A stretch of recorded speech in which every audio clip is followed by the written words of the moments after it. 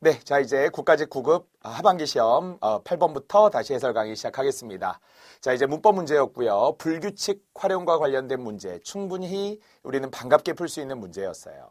우리 이론 때도 했지만 주로 품사 부분으로 가다 보면 마지막에 동사, 형용사 쪽에 와서 좀 지치는 경향이 있는데요. 거기에 더 이어지는 것이 바로 용언의 활용 그리고 어미와 관련된 내용을 우리는 자세히 공부했다 이렇게 저는 장담하고요. 특히 그중에서도 용언의 활용을 두 가지 본용언, 본용언, 보조용언 이 본본, 본보조로 나누는 게 한 가지였고요. 바로 이 규칙 활용, 불규칙 활용이 있었죠. 자, 이때 유형이 같은 것을 물었을 때 우리는 세 가지 유형이 있다는 것을 알고 있으시죠? 첫 번째로 간다면 우리는 어간이 변하는 불규칙을 기준으로 하여서 5가지 한번 해볼까요? 5가지를 첫 번째 디귿, 비읍, 시옷, 르, 우 불규칙 이렇게 나누었고요. 그 중에 바로 여기 나오지만 이 르 불규칙이라는 게 중요했었죠. 오르다, 올라, 모르다, 몰라, 가르다, 갈라 이렇게 하듯이 바로 르다로 끝나는 말 중에서 어간에 리을이 덧붙는 방식들, 리을이 되는 방식들, 오르다, 올라 이렇게 된다는 거죠. 이것을 르 불규칙이라고 했고요. 두 번째 어미가 변하는 불규칙 중 열어, 너라, 오 불규칙 이렇게 이야기도 했었죠. 자, 그래서 그 중에서도 시험에 잘 나오는 게 3대 러 불규칙, 푸르러, 누르러, 이르러. 바로 어미 쪽에 특수하게 러가 붙는 거죠. 푸르다에 푸르러, 누르다에 누르러, 오르다에 오르러가 있었어요. 자, 마지막 어간과 어미가 동시에 변하는 불규칙, 히읗 불규칙이 하나 있었으니까 자, 이제 이걸 가지고 문제에 적용해 봅시다. 자, 이때 정답이 결국 3번이 되었던 것은 기본형을 기준으로 휘두르지 마라 그러면 휘둘러가 되죠. 머리를 짧게 자른다를 활용하면 자르다에서 잘라가 되죠. 그럼 변화된 위치를 확인해 보았더니 첫 번째 르다가 있는 단어 중에서 간 쪽에 리을이 덧생겨서 리을러 또는 리을라 이렇게 바뀌는 것을 우리는 어간이 변하는 불규칙 르 불규칙이라고 한다는 거죠. 재차 오르다 올라 모르다 몰라 다르다 달라 고르다 골라의 방식과 같은 거니까요. 그래서 유형이 같은 것은 3번이 되었고요. 자, 이제 나머지 구별해 보았더니 첫 번째 나뭇잎이 누르다라는 말은 누르러가 된 거죠. 3대 러 불규칙이라고 했어요. 누렇게 되다라는 누르러죠. 이것은 노르러라는 원리와도 같아요. 그래서 노랗게 되었다 노르러, 누렇게 되었다 누르러 이걸 모두 같은 방식의 누르러, 노르러라고 해서 하나로 저는 묶어 3대 러 불규칙이 된 거고요. 자, 하지만 오르다는 올라가 되기 때문에 이것은 역시 르 불규칙이 되겠죠. 3번과 같은 방식이니까 다른 유형이 되겠죠. 자, 2번도 목적지에 이르러죠. 역시 동음이어를 주의해야 된다고 했어요. 만약 목적지에 이르러가 아니라 시간이 이르다 그러면 일러로 바뀌는 르 불규칙. 1번도 마찬가지로 위에서 아래로 누르다 아니면 배를 초인정을 누르다 그럴 때는 눌러가 되는 거니까 그때는 또 르 불규칙이죠. 이렇게 동음이어가 있기 때문에 주의하라고 강조했었고요. 구르다는 굴러가 되는 거니까 르 불규칙으로 역시 다른 거. 4번도 천재라고 부른다, 불러가 되는 거니까 얘도 르 불규칙. 색깔이 푸르러가 되는 건 워낙 많이 강조했던 푸르러, 누르러, 이르러. 그러니까 결국은 여기에 예시가 8가지의 사례가 나온 건데요. 경우의 수는 딱 2개만 주의하라는 거죠. 르 불규칙, 러 불규칙을 주의하라고 했습니다. 자, 그래서 정답을 3번으로 주었고요. 만약에 활용에 실패한 분들이라면 이것도 어려웠다 이렇게 말할 수도 있겠습니다만은 역시 나머지 사례들도 다 설명해 놓았습니다. 그럴 때 이제 원래 이제 제가 이론 때도 학생들이 많이 틀리는 예 중에 가파르다 그러면 이건 어떻게 활용한다고 했었죠? 가파르다는 가파라예요, 가팔라예요. 이렇게 활용에 따라서 이름이 달라진다고 했지만 얘는 언덕이 가팔라 이렇게 되겠죠. 그러니까 역시 방금 했던 방식에 의하면 르 불규칙이 되겠죠. 르 불규칙은 어간이 변했죠. 어간은 외우는 게 아니라 금방 눈으로 확인할 수 있죠. 가파르의 리을라 이렇게 변했기 때문에 이것이 르 불규칙이 된다는 거. 자, 이제 9번입니다. 자, 역시 오늘 내내 이야기했지만 일치하지 않은 거, 볼 수 없는 부정형 문제의 답이 3, 4번이 많다. 확실히 오늘 보면 3, 4번이 긴 게 많아요. 자, 그런데 바로 4번의 서술 한번 볼까요? 역사주의 비평가들은 작중인물을 역사적 영웅으로 재평가하려고 했다 이렇게 했다고 했는데요. 그러나 이걸 내내 강조하려는 것이 작중인물과 역사적 영웅은 다르다라는 말이 반복되고 있었고요. 특히 맨 마지막 부분에 주목해 보니까 역사주의 비평가들은 작중인물을 실제 인물인 것처럼 떼어내었다는 것이고요. 그래서 개인적인 역사를 재구성한 거니까 이것은 기존에 있던 영웅과는 다른 표현을 썼다라는 느낌이거든요. 그러니까 작중인물을 역사적인 영웅으로 평가한다 이 말이 아니라 오히려 별개로 작중인물은 영웅이 아니야. 캐릭터예요. 이렇게 말한 것이지 따로 떼어내었다고. 예전에는 전부 다 무슨 신화적인 히어로 이런 식으로 보았다는 거예요. 하지만 문학 작품에서는 그렇지 않다. 신화와 달리 이렇게 이야기를 계속하고 있잖아요. 그래서 여기서 말하는 히어로의 개념, 영웅과는 다른 것이어야 되므로 적절하지 않은 것은 4번이 되었습니다.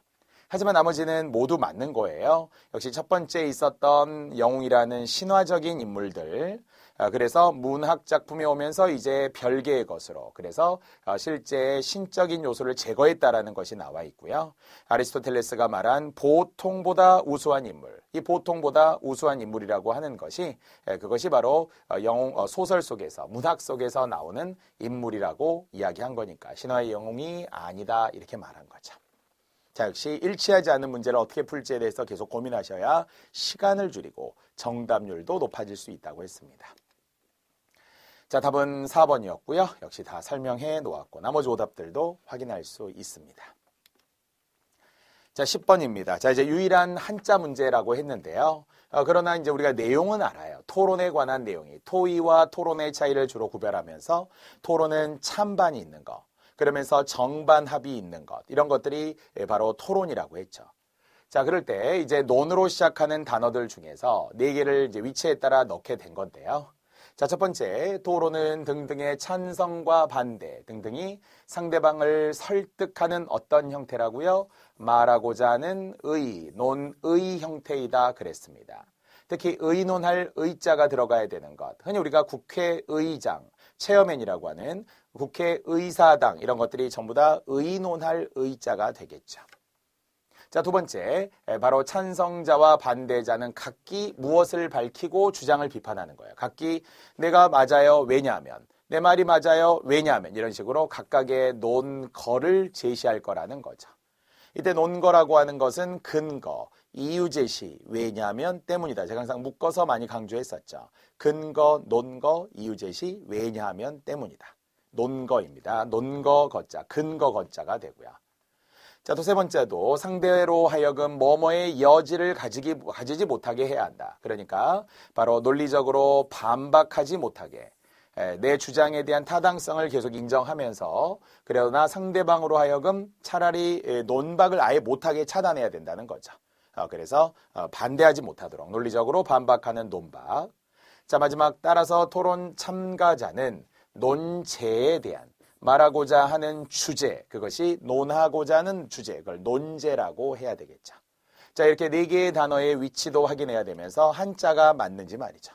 자, 그래서 결론적으로 정답 4번을 보니까 논의, 논거, 논박, 그리고 논제가 되겠죠. 다시 한글로 바꿨습니다. 논의, 논거, 논박, 논제가 각각에 들어갈 어휘, 한자, 그리고 표기까지 보라는 거예요.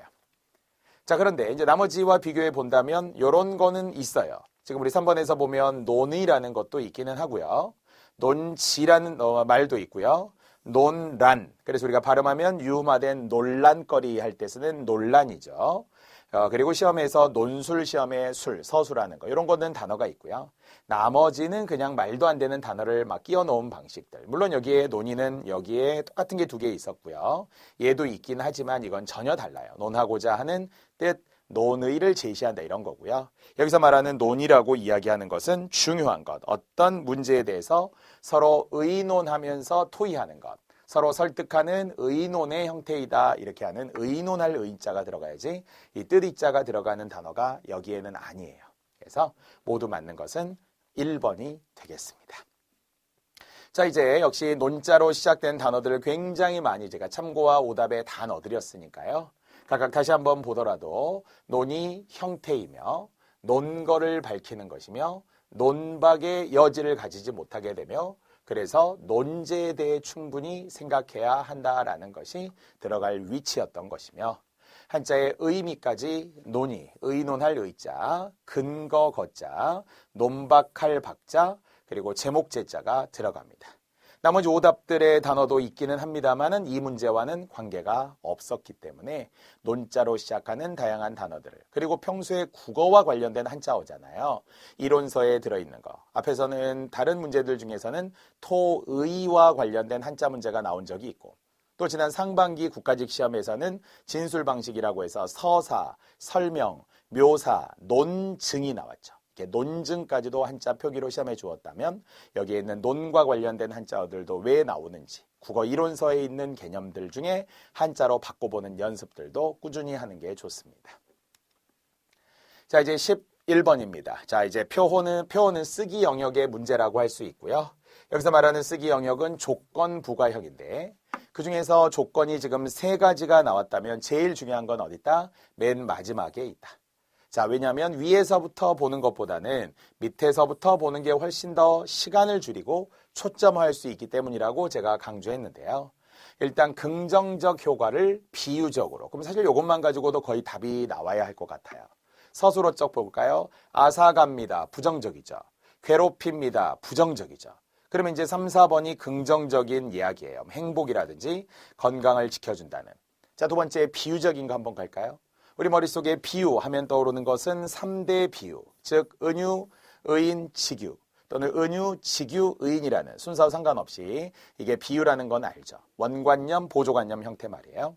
자, 이럴 때 정답 3번을 보니까 행복의 문, 그러니까 행복이라는 것을 문이라고 표현한 거잖아요. 그것이 바로 원관념, 보조관념 이야기를 한 거예요. 자리를 양보고 하는 것이 바로 행복입니다. 행복의 문이 열립니다. 이렇게 이제 비유적으로 표현한 거고요. 하지만 4번은 비유가 없네요. 그냥 직설적으로 한 거죠. 실천하면 건강해집니다. 이렇게 말한 거니까 결론적으로 2가지 조건만 따졌더라도 답은 3번이 되더라는 거예요. 하지만 나머지는 그럼 어떻습니까? 대꾸법 많죠. 뭐뭐에게 뭐뭐하는 무슨 자리, 뭐뭐에게 뭐뭐하는 뭐 이렇게 문장 형태가 짝을 이루는 게 대꾸가 되고요.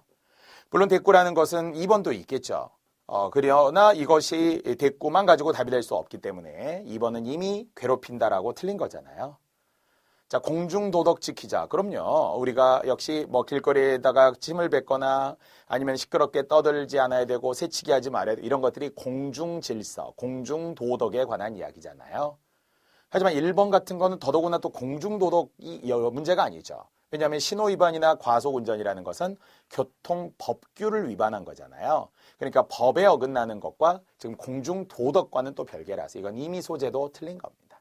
자, 이런 식으로 했더니 정답은 3번이 되겠습니다. 자, 지금 이야기한 것처럼 역시 여러 조건들이 함께 있어야 된다는 것 모두 맞는 것은 3번이었고요.